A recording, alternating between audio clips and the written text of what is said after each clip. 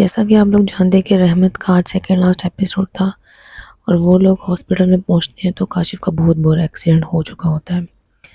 اس کے بعد زہیب کو اپنی بہن کی سچائی کے پتہ چلتا ہے تو وہ اس کے اوپر بہت غصہ ہوتا ہے اور اپنی بہن سے کہتا ہے کہ وہ کبھی اس سے ملنا نہیں چاہتا، اس سے بات نہیں کرنا چاہتا۔ اور اس کے علاوہ دوسری طرف اس کی بہن کو احساس ہو جاتا ہے کہ اس نے اپنے بھائی کے ساتھ بہت غلط کیا ہے اور وہ اس کے اوپر بھی شرمندہ ہوتی ہے۔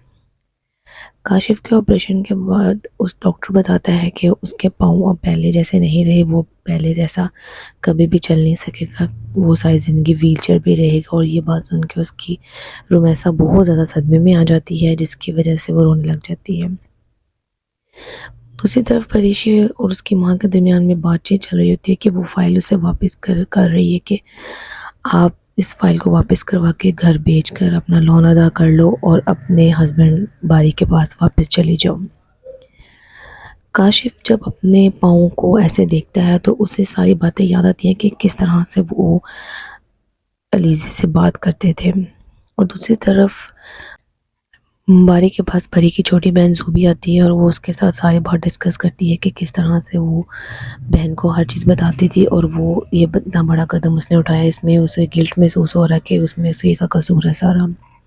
دوسری طرف کاشف کا باپ جون سا ہے وہ بتاتا ہے اس کی رومیسا کو کہ ہمارا سب کچھ جون سا ہے وہ ڈوب چکا ہے، میرے پاس کچھ بھی نہیں بچا۔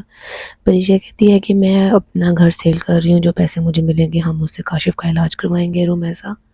بہت زیادہ خوش ہوتی ہے اور دکھ بھی ہوتا ہے کہ میں نے ان کے ساتھ ساری زندگی بہت برا سلوک کیا۔ کاشف اپنی ماں سے کہتا ہے کہ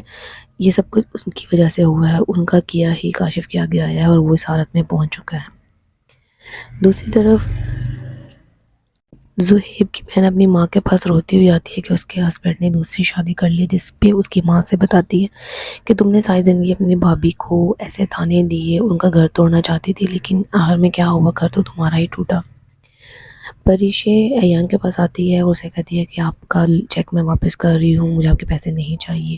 اور اس دوران باری کا فون آتا ہے اور باری ان دونوں کے درمیان میں ہونے والی ساری گفتگو کو سن لیتا ہے، جس میں وہ جانتا ہے کہ پری آج بھی اس کے ساتھ مخلص ہے اور ایان اسے اپنانا چاہتا ہے، لیکن پری نے اس کی آفر کو ریجیکٹ کر دیا۔ اور یہ سب سننے کے بعد باری بہت زیادہ پریشان ہوتا ہے اور وہ یہ سوچنے پر مجبور ہو جاتا ہے کہ اس نے پری کے ساتھ بہت برا کیا ہے، جبکہ وہ اس طرح کی نہیں تھی۔ یہ سب کچھ ایان کا کیا دھرا ہوتا ہے اور انایا کا کیا دھرا ہوتا ہے۔